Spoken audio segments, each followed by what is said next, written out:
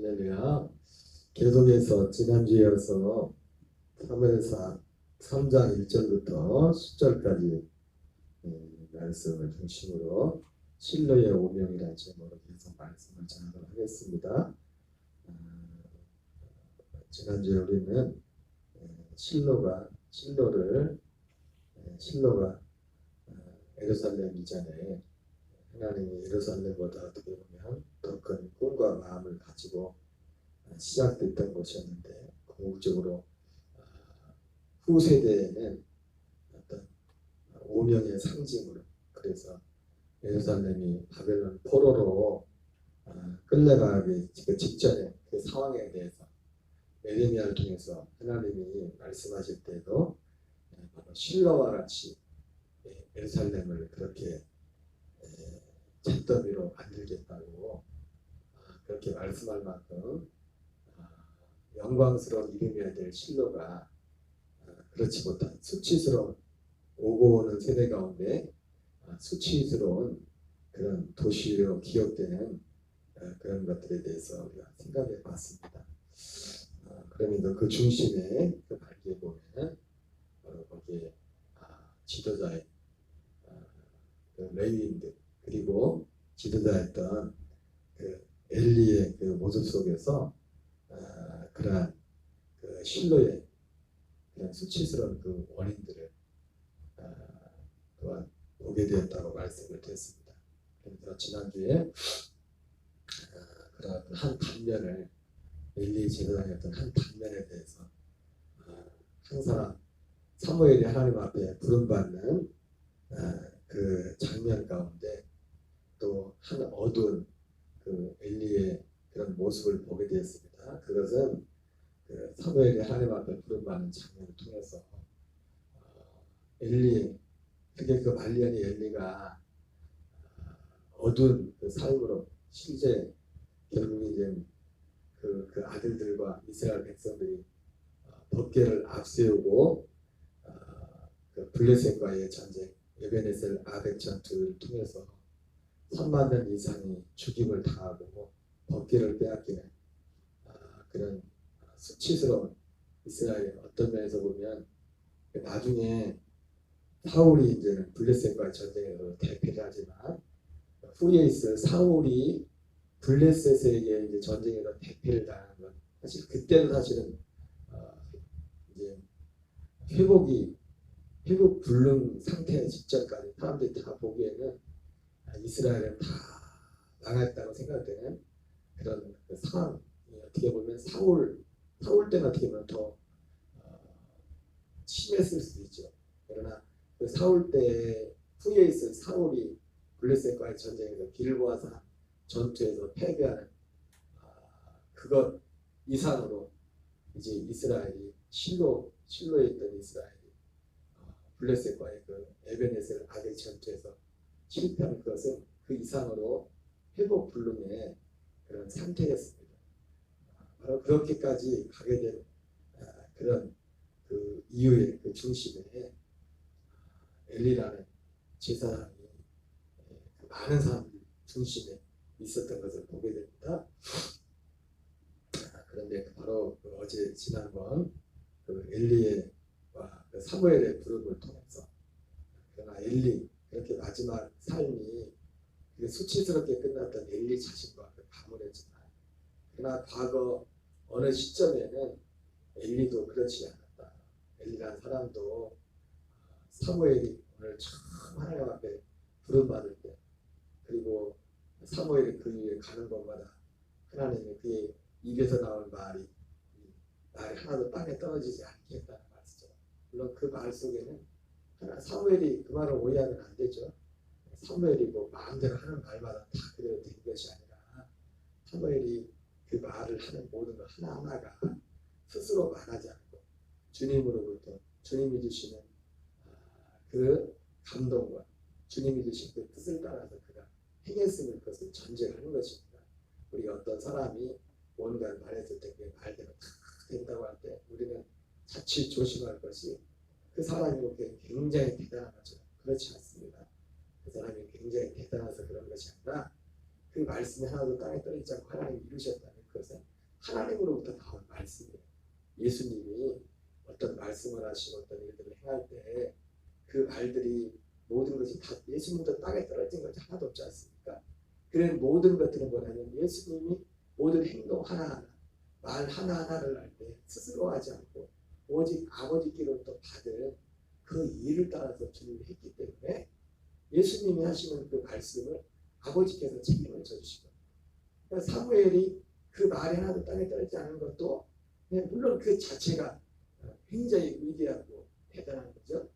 사무엘이 그랬던 것도 사무엘이라는 어떤 사람이 대단해서가 아니라 마치 예수님이 그러셨던 것처럼 예수님이 그 어떤 말 한마디에도 나는 아무것도 스스로 말하지 않는다 말했던 것처럼 모든 면에 있어서 우리 요즘은 지금 우리 옛사람으로 반응하지 않고 하나님의 아들의 그 생명으로 그 행할 때 그럴 때 하나님께서 그 삶을 모든 것, 그 입술에서 나오는 모든 것이 하나도 땅에 떨어지지 않도록 했다는 것이죠.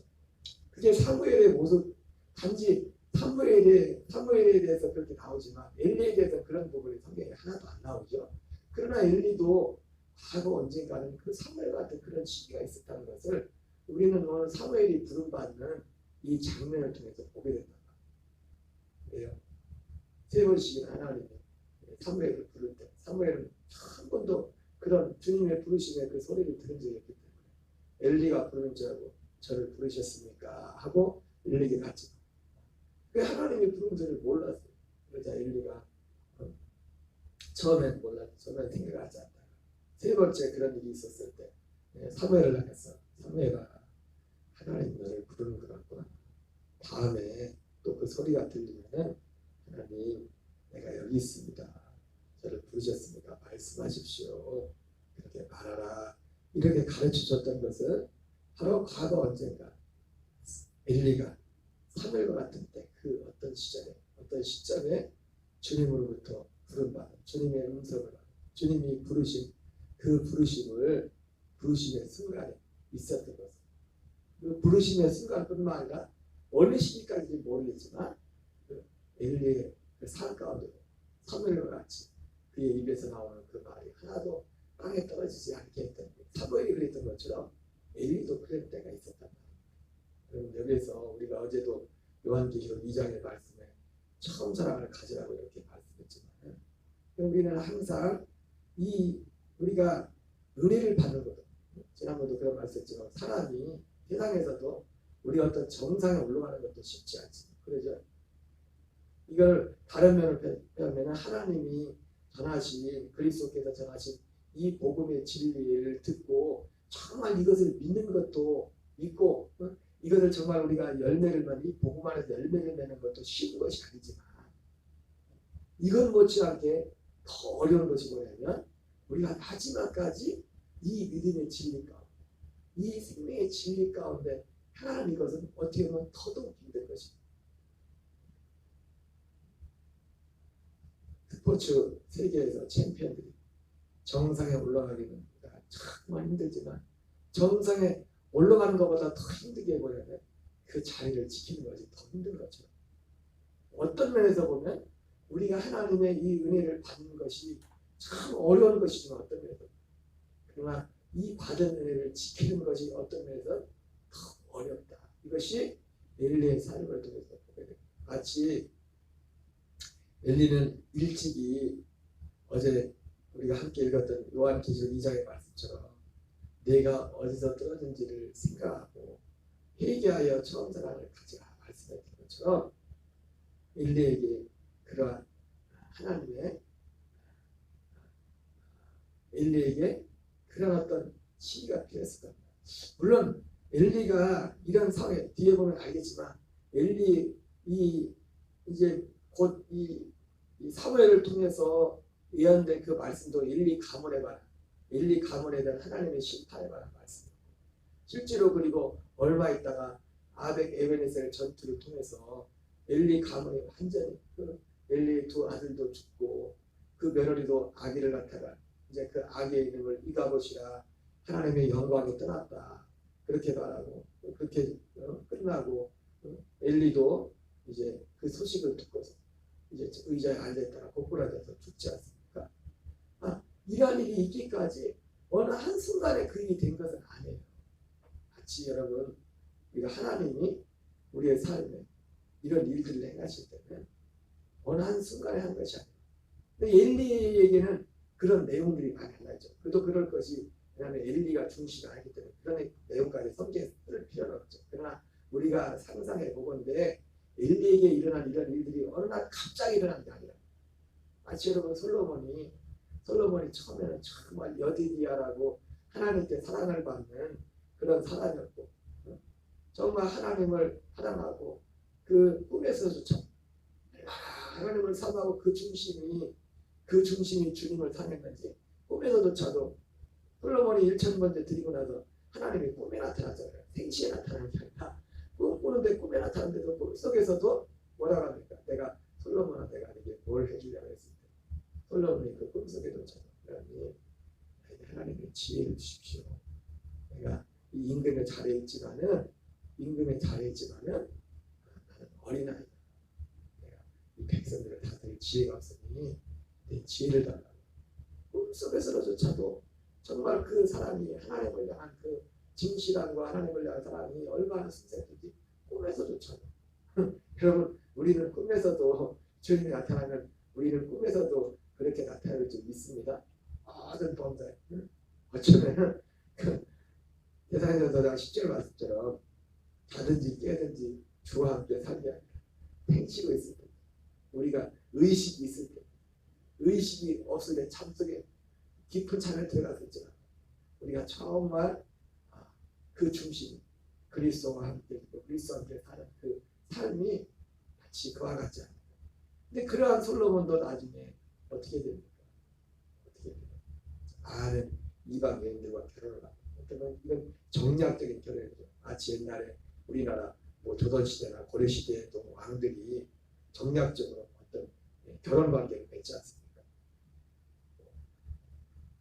고려시대가 됐든 조선시대가 되겠든 그 어떤 자기의 세력 기반을 이거를 유지하기 위해서 많은 혼자 그걸 다 할 수 있는 게 없지 않습니까?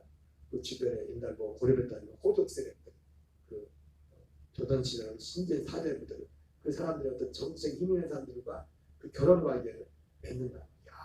그 결혼 관계. 단지 그것이 어떤 정치적인 목적이 그랬던 것처럼 솔로몬도 어떤 그러한 목적 때문에 수많은 이방 여자들과 어떤 관계를, 결혼의 관계를 가지게 돼. 결국 그들이 들어오면서 이방의 어떤 신상들을 가지고 오면서 솔로몬이 이제 넘지 말라 선들을 넘기 시작하죠. 그리고 그렇다고 하나님이 갑자기 솔로몬을 징계하거나 솔로몬을 힘들게 하지 않았죠. 하나님이 여러 번, 근데 성경은 여러 번 나타나서 말씀하십니다. 너 그러지 마. 너 그러면 안 돼. 하나님이 말씀했다. 그러지 말라. 근데 솔로몬은 듣지 않아요. 그러니까 하나님도 어떡합니까? 하나님이 참 인격적인 거예요. 인격적이라는 표현이 좀 그렇지만 하나님은 신이시기 때문에 하나님의 격은 그래요. 하나님도 마치 계시록 3장 20절에 그 능력의 하나님이 볼지어다 내가 문 밖에서 두드리고. 하나님이 말이 됩니까? 그냥 싹 부시고 그냥 들어가면 되지. 부시고 들어가면 되는데 그러지 않으시고 하나님이 전능하신 하나님이 창조주 하나님이 우리의 영혼뿐만 우리의 육체뿐만 아니라 영까지도 지옥에 멸하시라는 그분이 문 밖에서 두드리고 있습니다. 솔로몬아 그러지 마라. 두세 번 그렇게 말씀하시고 나서 솔로몬이 이제 말을 안 들으니까 하나님이 더 이상 말씀하지 않습니다. 그리고 이제 그 위에 솔로몬의 삶에서 솔로몬의 어떤 집으로 말하면 가세가 기울기 시작하죠. 솔로몬 왕국이 기울기 시작합니다. 왕국이 두 쪽 나기 시작합니다. 그런 여러 가지 일들이 벌어지게 됩니다. 어느 날 갑자기 그런 일이 일어나는 거예요. 그랬던 것처럼 이 엘리에게 오늘 엘리의 가문이 이렇게 무너진 것도 그냥 갑자기 이루어진 게 아니에요. 실로라는 그 지역이 그렇게 무너진 것은 어느 날 갑자기 그렇게 된 거죠. 어느 정도의 시간인지 모르겠지만 솔로몬이 그랬던 거죠.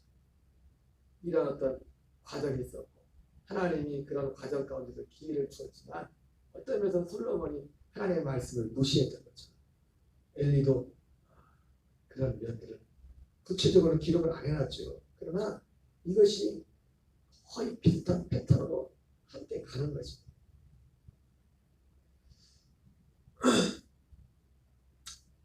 어쨌든 핵심은 뭐예요?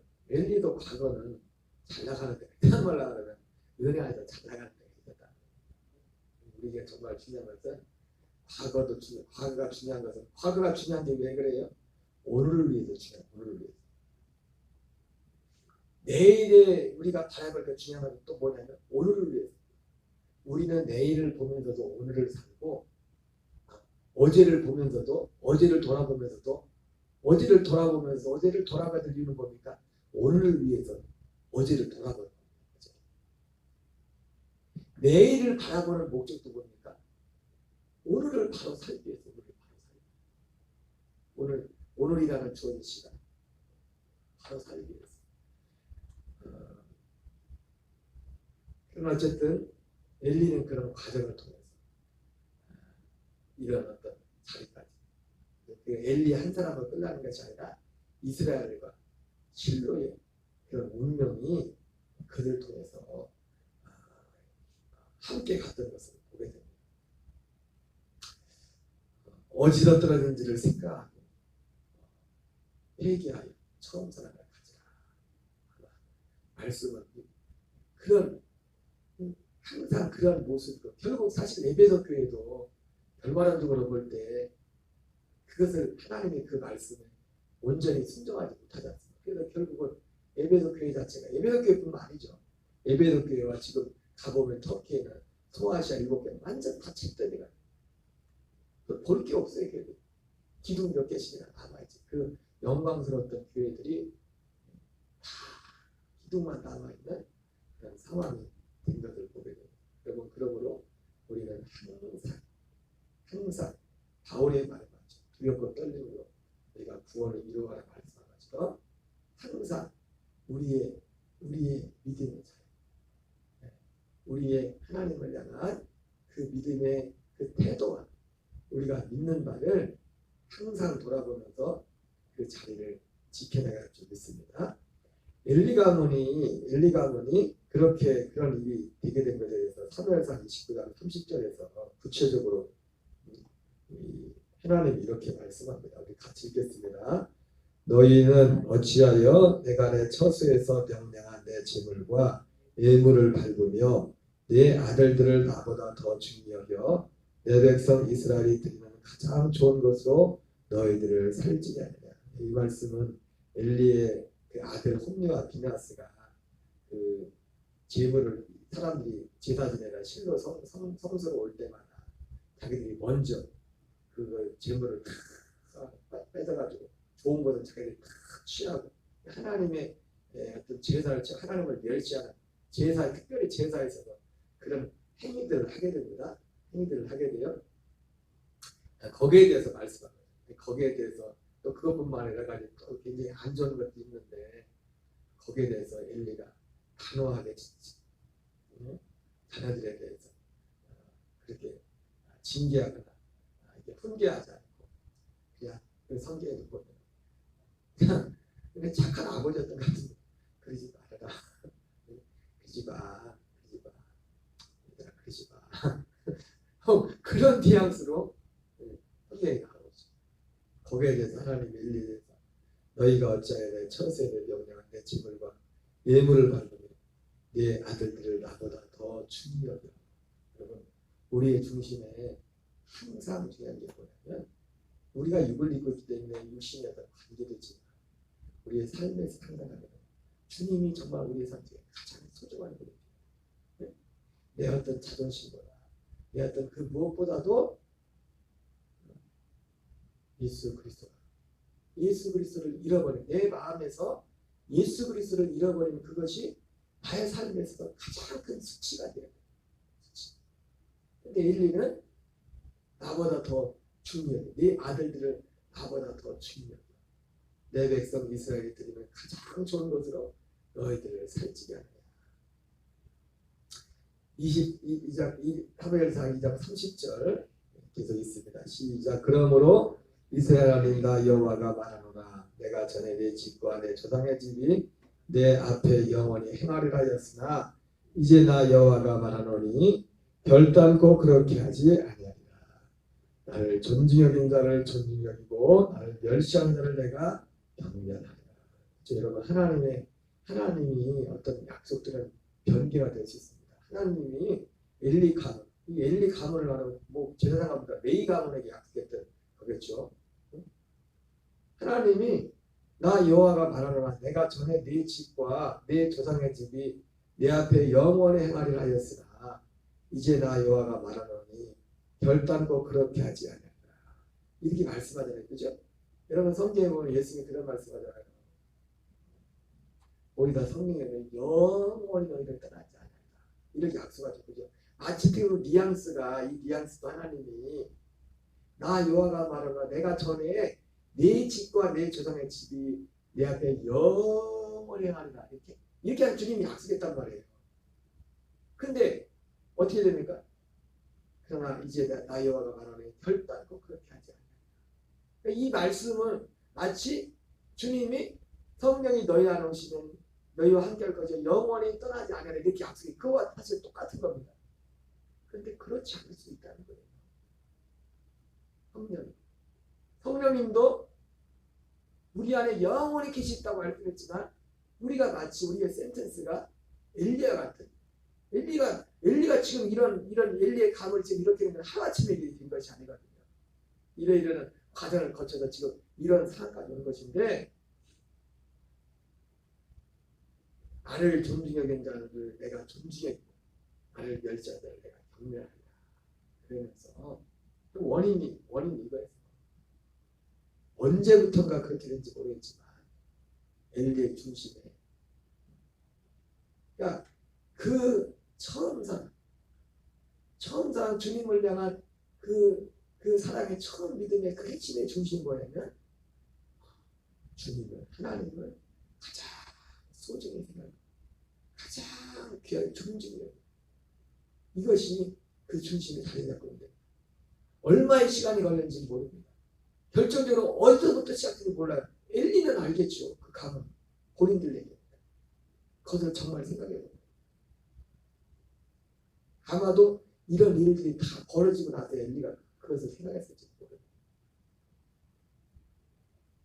근데 결국 그러한 어떤 사회까지 오게 된 것입니다. 하나님 오늘도 변함이 없습니다. 나를 존중해 자를 내가 존중했고 나를 멸시한 자를 내가 경멸하리라.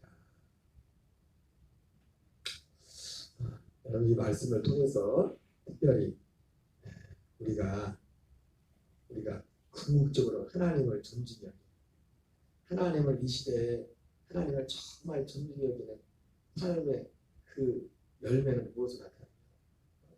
히브리서 2장 1절 3절에 이런 말씀을 같이 읽겠습니다. 시작. 그러므로 우리는 들은 것에 더욱 유념함으로 우리가 흘러 떠내려가지 않도록 함이 마땅하니라. 천사들을 통하여 하신 말씀이 견고하게 되어 모든 범죄함과 순종하지 아니함이 공정한 보응을 받았거든. 우리가 이같이 큰 구원을 등한히 여기면 어찌 그 보응을 피하리요. 엘리와 엘리의 자녀들은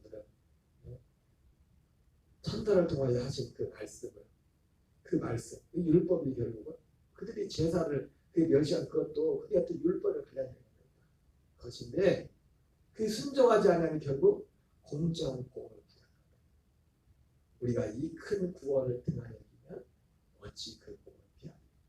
우리가 하나님을 존중하며 최종적인 가장 마지막에 가장 그 중심은 하나님이 우리에게 베푸신 이 큰 구원을 소중히 이 큰 구원의 진리가 단지 지식으로 아니라 이걸 온전히 믿음과 순종을 통해서 우리가 우리의 옛사람으로의 삶을 날마다 포기하고 벗어버리고 그리스도의 생명으로 세상 가운데 나타나는 이것이 하나님을 존중하는 가장 큰 열매가 되는 것입니다. 그래서 사도 바울도 갈라디아 1장 10절에서 이제 내가 사람들의 좋게 하랴, 하나님께 좋게 하랴, 사람들에게 기쁨을 구하랴. 내가 지금까지 사람들의 기쁨을 구하였다면 그리스도의 종이 아니라.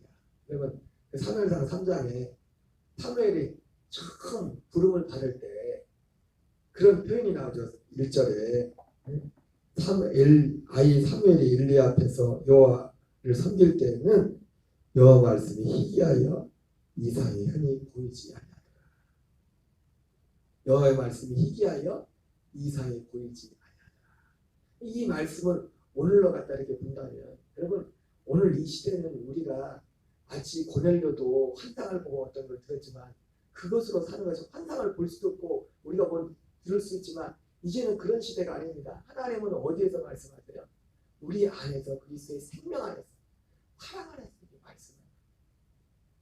그러니까 우리가 하나님 앞에 이 믿음을 등한히 여기면 그러니까 엘리가 이 믿음을 등한히 여기고 주님을 존중했다니까 이상이 흔히 보이잖아요.